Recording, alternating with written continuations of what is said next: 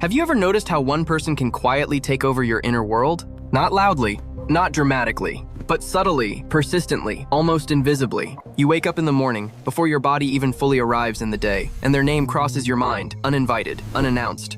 You go to sleep at night, your eyes closed, the room silent, and somehow their face appears behind your eyelids as if it never learned how to leave. You don't sit down and decide to think about them. You don't invite the memory in. It just happens. You tell yourself to move on. You distract yourself with work, with music, with conversations, with motion. You fill your days so there is no space left. And yet, in the quiet moments, in the pauses between thoughts, they return. And eventually, a question forms that is heavier than the memory itself. Why can't I stop thinking about them? Is this love? Is it attachment? Is it obsession? Or is something far more fundamental happening inside the human mind? Psychology offers a different answer than romance does. It tells us that when a person becomes a habit in your thoughts, it is not random, it is not weakness, and it is not a sign that something is wrong with you. It is your mind trying to resolve an unfinished emotional story. Because thinking is not just remembering. Thinking is the brain's way of seeking balance. And when the mind cannot find balance in the present, it turns back to the past again and again, not because it wants to stay there, but because it is still searching for meaning. When someone becomes a recurring presence in your thoughts, three profound processes begin to unfold inside your brain and nervous system. Not symbolically, not metaphorically, biologically, psychologically, existentially. 1.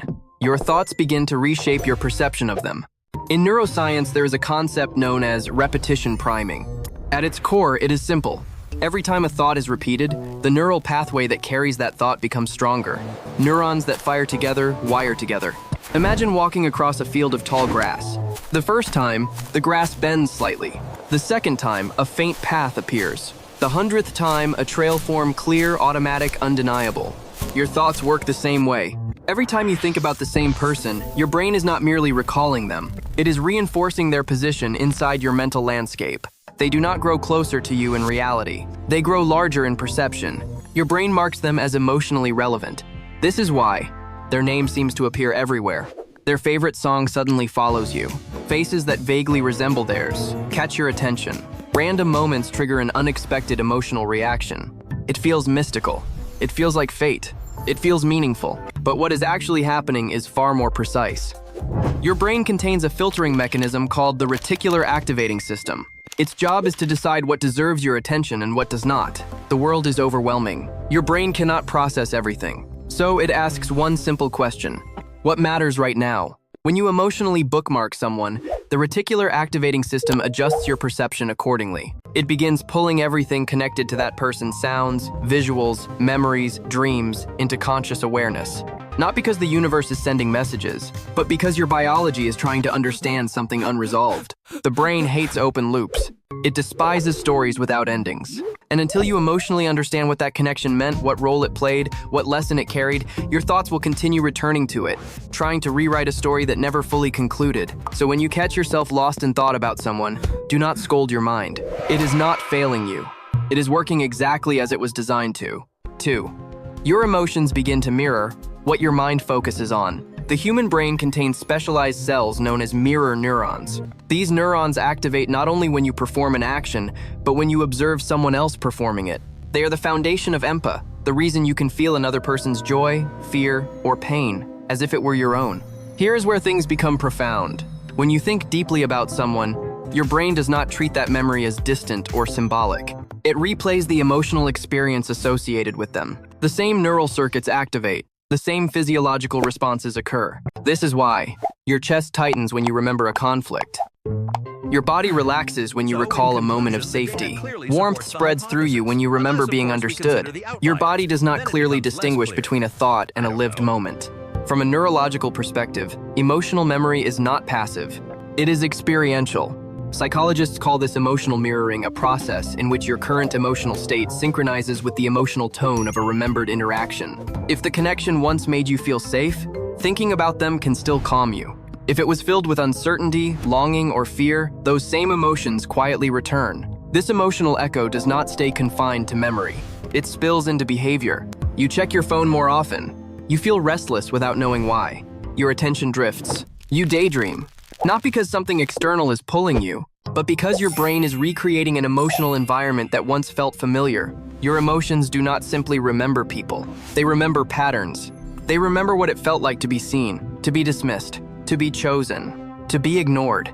And when that person's image resurfaces, your emotional brain runs the same script again. Understanding this changes everything. You may not be able to stop memories from appearing, but you can choose how to interpret them. Not as commands, not as signs, but as information. 3. Your brain begins rearranging reality to find closure. When a connection ends abruptly or without clarity, the mind enters a state. Psychologists call the Zeigarnik effect the tendency to fixate on incomplete experiences. This is why conversations replay in your head, why you imagine alternative endings, why what if becomes louder than what is. The brain is not romantic. It is systematic. It wants resolution. And when resolution is absent, it searches for it everywhere. Songs. It's sense, chance encounters, coincidences. It feels like meaning is chasing you.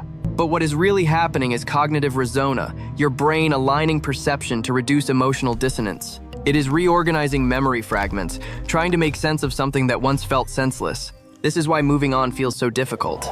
Not because you are attached, but because your brain must rebuild its predictive map of reality without someone who once occupied a central role. Each time you remember them, that old map briefly reactivates. The past enters the present. But here is the turning point.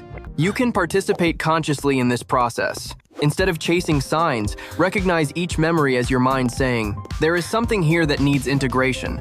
Closure does not always come from conversation. Sometimes, silence itself is the answer. How to gently step out of the loop. The first step is not resistance.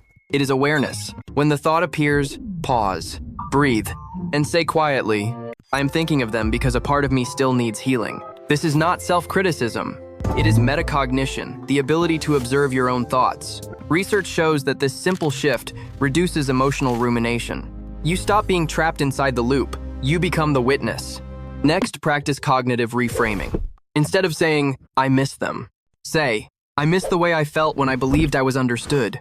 This separates the person from the lesson, because what we usually long for is not the individual. It is the feeling they awakened. Connection, belonging, recognition, I love. And once you identify that deeper need, you can begin meeting it in new ways through creativity, reflection, or relationships that honor who you are now. You can even visualize release. Close your eyes. Imagine placing that person in a bright room. Say silently, I send you peace. I release you to your journey as I walk mine. You are not erasing them. You are untying the invisible knot that held your growth still. And with time, the emotional intensity fades. Not because you forget, but because you understand. 3 truths to remember. Your thoughts do not reach their subconscious. They reshape your perception. Your emotions do not mirror theirs. They mirror what still lives inside you. Destiny is not rearranging itself. Your brain is seeking closure where your heart has not yet found peace. Thinking deeply about someone does not make you weak. It makes you human. It is the mind remembering what once mattered and slowly learning what still does.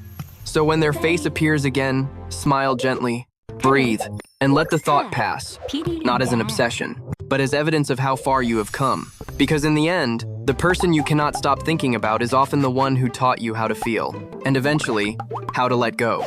The mind does not just remember people, it remembers lessons, and awareness is where healing begins.